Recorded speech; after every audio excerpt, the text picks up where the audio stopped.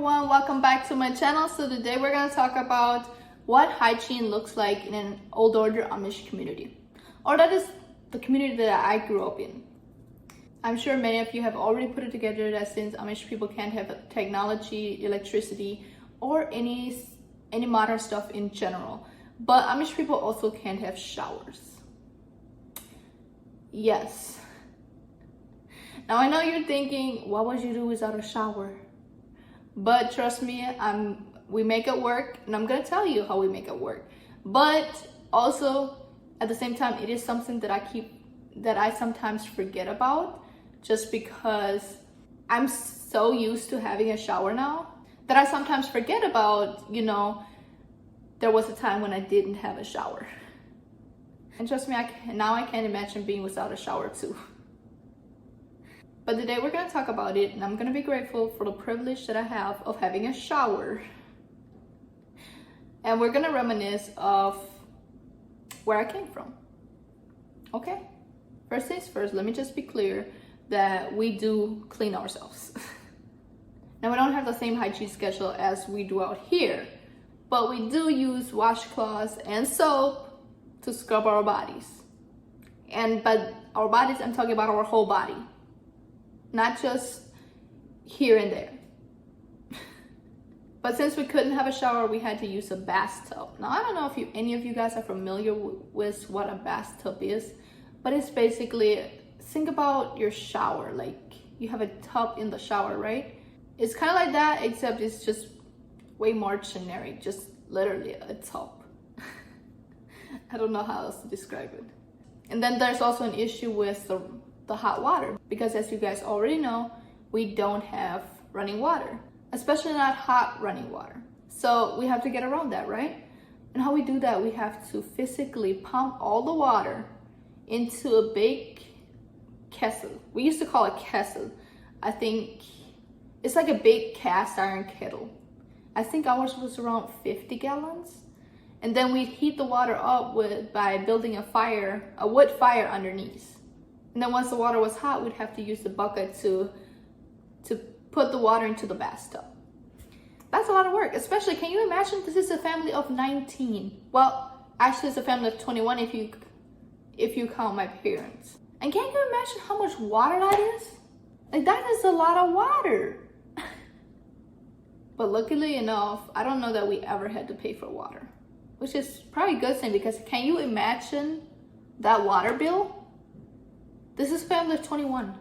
Now, like I said earlier, the hygiene schedule of the Amish community does not look the same as it does for us out here. Because, like, you know how we shower, or most of us shower every day, or maybe twice a day, depending on what we're doing. The Amish community that I am from, they only shower once a week. Now, obviously, this is also gonna change, like, depending on how the weather is. Like, during the winter, they're definitely only gonna shower once a week. But during the summer, when it's super hot, they're working in the fields and stuff, they're more likely to shower during the week as well. And it's not that they can't, it's just they don't. It's just not common for them to shower during the week. But yeah, they take a bath every Saturday night to be clean for the weekend, because they usually have church, and then Sunday is like the Sabbath, so they can't work, period. So they shower Saturday nights to be clean for their rest day, basically. And same with brushing your teeth. You only do that on Saturday nights too. And you don't go to dentist like to get your teeth clean. That's not a thing. The only time you go to the dentist is if you have a really bad toothache and that tooth needs to come out. But what they usually do is they will try to pull out that tooth themselves first before they take you to a dentist. And the dentist is Amish. I know I mentioned this in an earlier video about the dentist being Amish, but any type of hygiene teeth-wise is not a thing, except brushing your teeth on Saturday nights. The craziest thing is, I can't remember of us having bad breath. We probably did. We were probably just so used to it, we didn't know. Ooh, that sounds disgusting. I remember the first time I went to a dentist out here, I told them, I was like, I've never been to a dentist. I've never had a cleaning done. And they were shocked. They're like, honestly, considering that you're 18 years old, well, actually, I think I was 19, maybe 20. at that time, and you've never had as much as a cleaning, your teeth look very good. I think I had like 2 cavities, but they filled them, and the military ended up having to redo them because I didn't do them right, but that's beside the point. But now I get my teeth cleaned every 6 months. And the last time I was at the dentist actually complimented my teeth and said that I have great hygiene. So, you know, that is, it may not be an accomplishment for some people, but for me, that's an accomplishment, because when I left, you know, obviously I started brushing my teeth right away on a daily basis.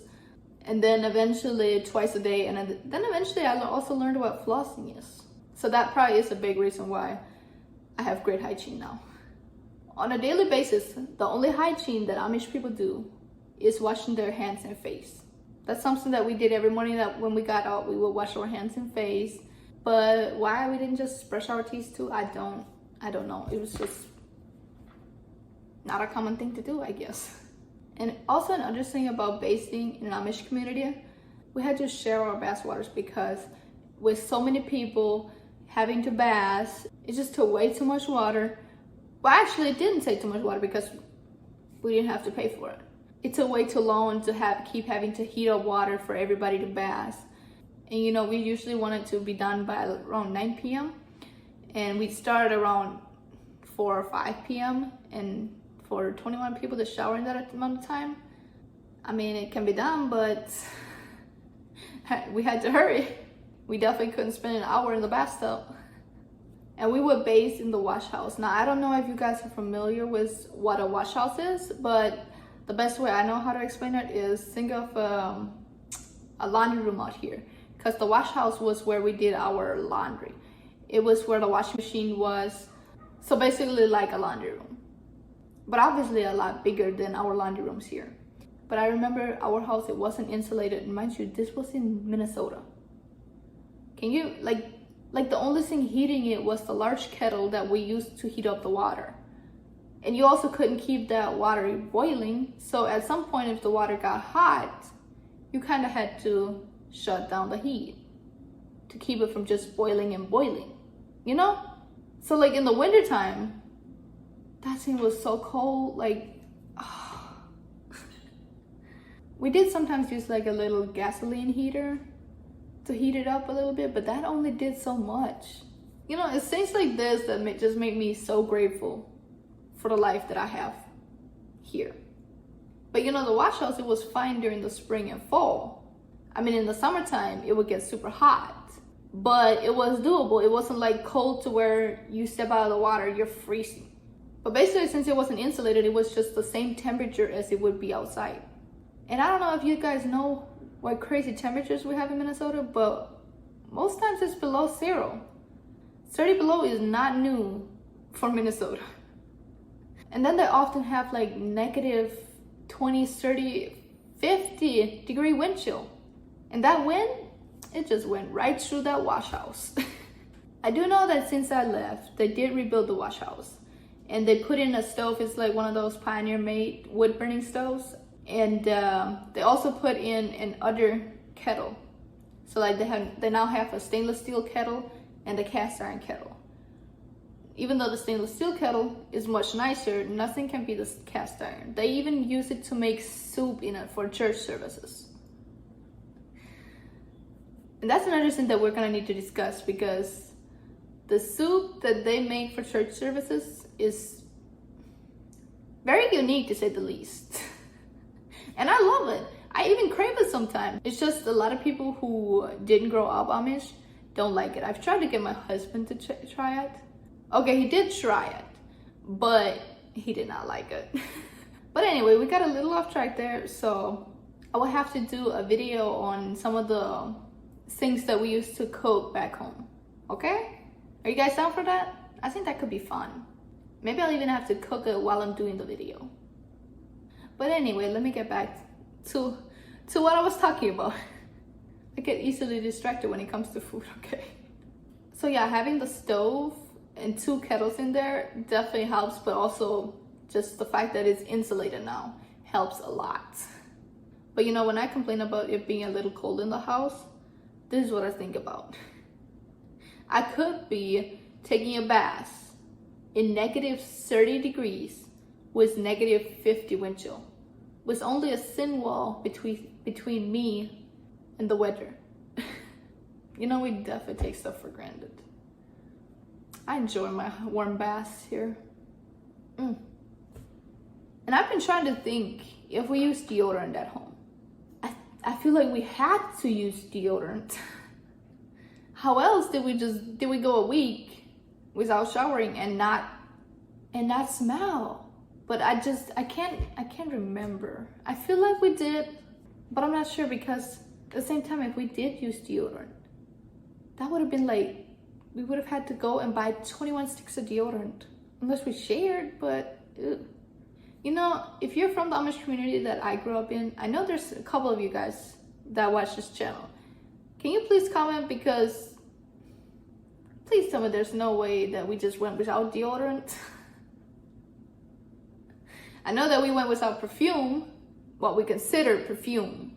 I think it's like the stuff that you spray. It's kind of like Febreze. I think it's called Gladys. I think I have one here. Yeah, this is what we will use. We consider this perfume. It's an air freshener. I guess we really didn't know what perfume was. But also, if we had, we would have never bought it, because it would have been way too expensive. Especially for 19 kids and everybody has their own perfume. We probably share one bottle. And that would have just been among the females. Because men wearing cologne there is not a thing. And that's actually funny now that I mention it, because when I first met my husband, first of all, my husband, he has a whole cologne collection. Like, he loves cologne. He loves smelling good. He always smells good. But you know, my ex, he was ex-Amish. So he didn't wear cologne. Amish men especially don't wear cologne. But then when I met Tawi and he just smelled so good, I was like, oh, this is nice. And trust me, to this day, he wears cologne every single day. I'm loving it. I appreciate it so much. Now I find cologne so attractive, and it's all because of Tawi. So I'm telling you, all you ex-Amish guys, put on some cologne. Trust me, the girls will come with it. But anyway, you guys have a good week. I will see you guys next week. And don't forget to like, comment, and subscribe to hear more of my story. And also follow me on TikTok at IdaMachiva1 and on Instagram at IdaChooseHappiness. I will be posting videos and answering some questions on both of those platforms as well.